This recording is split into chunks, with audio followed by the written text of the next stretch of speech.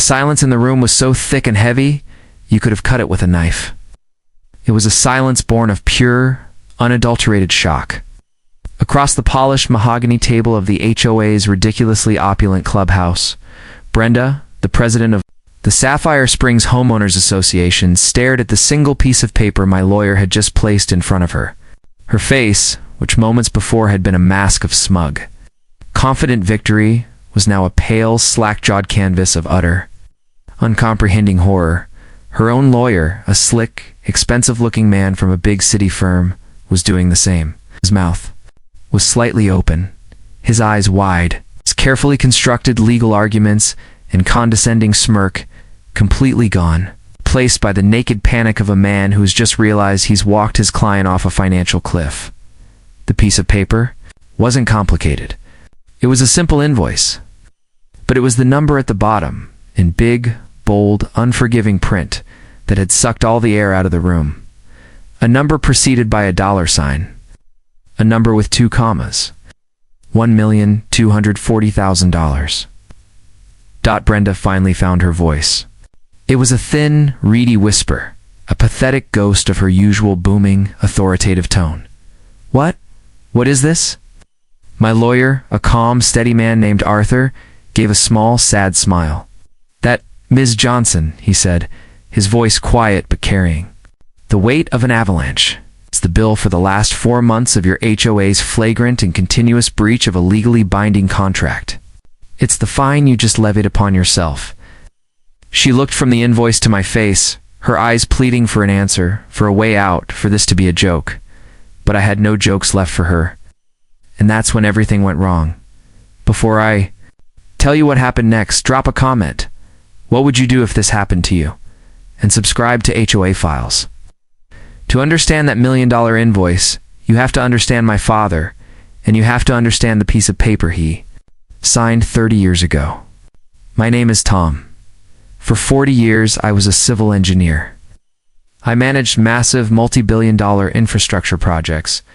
My life was a world of contracts, of fine print, of liquidated damages, clauses, and performance bonds. I understand better than most that the driest, most boring legal document can be a weapon of immense and terrible power. After my wife passed, I retired and came home to the place I'd grown up, our family's old historic house on the quiet, undeveloped side of Sapphire Lake. It was a place of deep personal history, a sanctuary of peace and memory. My family had been here for generations. We weren't just on the lake. In a very real sense, we were the lake. My grandfather had been one of its first protectors, and my father had continued that legacy. The property I inherited wasn't just our house. It was a sprawling piece of land. That included the pristine, spring-fed lake itself, and, most importantly for this story, the long, private gravel road that was the only access from the main highway to the prime waterfront properties on the far side of the lake. Back in the 1980s, a big, aggressive developer had bought up all that land on the other side of the lake. They had grand plans for a new, exclusive community called Sapphire Springs, but they had a problem. They had no way to get their heavy equipment, their concrete mixers, their massive trucks, to the building site without using our private road. My father was a quiet man, but he was no fool. He knew this developer could make our lives hell. So he did what any good engineer would do. He made a contract. He granted the developer a temporary commercial access easement to use our road. But he had his lawyer, a man as shrewd as he was, write the contract. And buried deep in the fine print of that old leather-bound document, my father included a clause. A poison pill, liquidated damages clause designed to protect us. It stated that if the developer, or any of their successors or assigns ever, did anything to impede, obstruct, or interfere with my family's own primary access to our property from the main road, they would be in breach of contract. And the penalty for that breach was a simple, brutal number. $10,000 per day. It was a number so huge, so astronomical, that it would ensure that no multi-million-dollar construction company would ever even think about blocking our driveway for a few hours to save themselves a little time. The development was built. The developer handed over the community to a newly formed HOA. The commercial easement became a simple, residential access agreement for the new homeowners. And for 30 years, the old contract, with its terrifying penalty clause, sat forgotten in a dusty file in my father's office. And then, Brenda was elected president of the HOA. Brenda was a former developer herself, a woman who saw the world as a series of properties to be acquired, controlled, and flipped for a profit. She had a grand sweeping vision for Sapphire Springs. A vision that involved modernizing, upgrading, and, above all, controlling every single aspect of the community. And my quiet, historic property, with its old-fashioned gravel road, was a deep, personal affront to her vision of a perfect, upscale paradise. Our first real interaction was a masterclass in her aggressive, corporate-style bullying. She didn't come to my door. She summoned me to the HOA clubhouse. She had blueprints and glossy architectural renderings spread out on the table. "Tom," she'd said, not even bothering with pleasantries, "the board and I have decided that the community's main access point is subpar. It doesn't reflect the luxury brand of Sapphire Springs. This old gravel road of yours is a relic. It's dusty in the summer, it's muddy in the winter, and it's a disgrace." "It's a private road, Brenda," I had said calmly. "It's been here for 70 years. It's perfectly functional." "Functional is not the same as optimal," she'd snapped. "The HOA has approved a special assessment to completely rebuild the entrance, paving, landscaping, a grand new gatehouse. We are formally requesting that you dedicate your road to the community so that we can bring it up to our standards. We'll even take over the burden of maintenance for you." I saw it for exactly what it was, a power grab. She didn't want the burden of maintenance. She wanted control. Control of the only road in and out. "I appreciate the offer, Brenda," I said, my voice firm. But the answer is no. The road is private property, and it will remain so." The look she gave me was one of utter, venomous disbelief. I had not just refused her, I had defied her. I'd questioned her authority. And for a woman like Brenda, that was an unforgivable sin. The war had begun. A week later, the first notice arrived. It wasn't a friendly letter. It was a formal notice. A violation from the HOA's legal team. I was being cited for a litany of trumped-up charges. Failure to maintain a private road to community standards. Creating a dust and debris nuisance lacking proper drainage and culverts. It was a work of pure fiction. And it came with a threat of a $100 per day fine until I complied with her demands to pave and upgrade the road at my own considerable expense. I ignored it. It was legally baseless. The road was mine. They were the ones with the access agreement, not the other way around. Her next move was a public shaming campaign. She had large, ugly, professionally printed signs made up and installed them at the entrance to my road right on the main highway. "Caution, substandard private road, enter at your own risk. Maintained by property owner, not the Sapphire Springs HOA." It was a petty, vindictive act designed to embarrass me, to devalue my property, and to paint me as a neglectful, uncooperative neighbor. My engineer's mind, the part of me that had managed massive, complex projects, was now fully engaged. This woman wasn't just an annoyance. She was a hostile actor, deliberately creating a conflict. And that's when I remembered the old file. My father's file. It's the one with the original commercial easement agreement. That night, I pulled it out. Legal language. The words my father and his lawyer had so carefully crafted 30 years ago. And then I saw it again. The poison pill. Liquidated damages clause. $10,000 per day. A slow, cold smile spread across my face. I had my weapon. I just needed her to walk into my line of fire. I didn't have to wait long, Brenda, emboldened by my silence, which she had mistaken for weakness, made her final fatal move. A certified letter arrived. It was a formal notice that the HOA, citing overwhelming safety and security concerns, would be installing a new, state-of-the-art community security gate system at the main entrance to their development. Their development's entrance was about 50 yards down my private road from the main highway, but the letter contained the critical and catastrophic detail. To create a seamless and integrated security perimeter, they would be installing a curb and a guardrail that would completely block my original direct access to the highway. From now on, I too would have to enter and exit through their new gate, subject to their rules, their hours, their control. They were in the clearest possible terms, obstructing my primary access. They were breaching the contract. The gate went up. It was a massive, ornate, ridiculous-looking structure, a monument to Brenda's ego. And just as promised, a new curb and a short section of guardrail were installed, cutting me off from the highway. I had been able to freely access my entire life.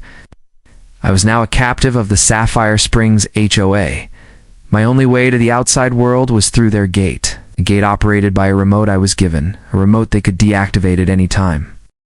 I tried to leave one evening at 11:30 p.m. to get a late-night coffee. The gate wouldn't open. A small sign indicated that the gate was operational from 6 a.m. to 11 p.m. only.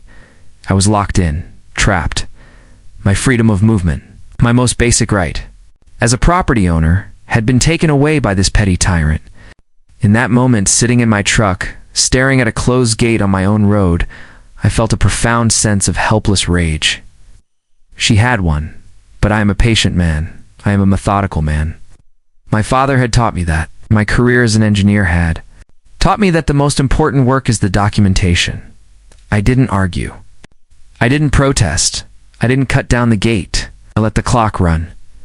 For the next 4 months, I lived as a prisoner, and I documented everything. I started a logbook. Every time I was delayed at the gate, I logged it. Every time I found the gate closed during unapproved hours, I logged it and took a time-stamped photo. I filmed the guardrail that blocked my direct access. I saved every condescending email from Brenda, reminding me of the gate operation hours. I built a mountain of evidence, a quiet, patient, and absolutely devastating case. The HOA of course grew bolder. They saw my silence as surrender. They started sending me bills for my share of the gate's electricity. They even tried to fine me when a delivery truck trying to get to my house had to wait for 5 minutes at the gate and caused a traffic disruption. And then they made their final mistake. Emboldened by their absolute victory, they sued me. They filed a lawsuit to force me to formally cede the deed to my road to the HOA and to pay for my share of the gate's installation and a retroactive road maintenance fee totaling over $50,000. This was the moment I had been waiting for. This was the moment they stepped from the frying pan into the fire. And that brings us back to that silent, beautiful, and catastrophic meeting in the clubhouse. Their lawyer had just spent 30 minutes presenting their case. It was full of talk about community benefit, shared responsibility, and my unreasonable, unneighborly behavior. It was, on the surface, a very convincing argument. The board members were all nodding along, their faces grim and self-righteous. Brenda was practically glowing with the thrill of her impending final victory. And then, it was our turn. My lawyer, Arthur, stood up. He was a quiet, unassuming man, much like my father had been. "Your Honor, excuse me," he said, with a slight, ironic smile at the board members. "Ladies and gentlemen of the board, we are not here today to argue about the merits of a security gate." He walked to the head of the table and placed a thick, bound document in front of Brenda. It was our official, filed counterclaim, and clipped to the front of it was the invoice. He let them stare at the impossible number for a long, delicious moment before he began to speak. "We are here today to discuss a contract," he said, his voice quiet but filling the suddenly silent room. "Specifically, the 1985 commercial access easement agreement between the late Mr. Robert Miller and the original Sapphire Springs developer, an agreement which, as the developer's legal successor, is fully binding on this homeowners association." The HOA's lawyer looked confused. I'm not familiar with that document." "I'm not surprised," Arthur said dryly. "Apparently no one at your firm bothered to do a deep title search. If they had," he continued, turning his attention back to Brenda, "they would have discovered Section 7, Paragraph B, the liquidated damages clause for obstruction of the grantor's primary access." He let that sink in. "Your new gate, and specifically the guardrail that deliberately and permanently blocks my client's original. deeded right-of-way to the public highway, constitutes a clear, continuous, and flagrant breach of that contract. Then did the math out loud, slowly, deliberately, like a teacher explaining a difficult problem to a child. The gate and the obstruction became operational 124 days ago. The penalty for breach, as clearly stipulated in the contract your association is bound by, is $10,000 per day. He paused, letting the number hang in the air like a guillotine. 124 days times $10,000 a day comes to a current total owed to my client of $1,240,000. The silence in the room was a living thing. It was the sound of a world ending. Brenda looked like she had been electrocuted. The lawyer was frantically flipping through the pages of his own file, his face chalk white, a dawning horror in his eyes. They had walked with their eyes wide open right into the multi-million-dollar legal landmine. My father had buried for them 30 years ago. The HOA was financially annihilated. Their lawsuit against me was dropped so fast it probably broke the sound barrier. Their own lawyers advised them that the contract was ironclad, and that fighting it would only increase the final bill. They were forced to declare a massive, crippling special assessment on every single homeowner in the community. An average of over $6,000 per house just to pay the fine they owed to me. Brenda was removed from the presidency in the most vicious, angry, and hate-filled HOA meeting in the community's history. She was a pariah. The woman whose arrogance and ego had single-handedly bankrupted their association. I became a legend. The quiet man who had brought the giant to its knees. I took a portion of the money, and as a final, beautiful act of defiance, I completely rebuilt my private road. I paved it. I landscaped it. I installed the best drainage systems money could buy. Not because I had to, but because now I could. I also used the money to establish a charitable trust to ensure the long-term environmental health and public access. On my terms, of the lake my family had cherished for so long, this whole brutal affair taught me a lesson I had learned long ago in my career, but had forgotten in the quiet of retirement. Always read the fine print.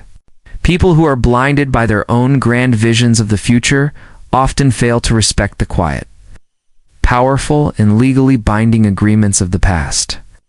Brenda saw a simple gravel road she could control. She never bothered to read the contract.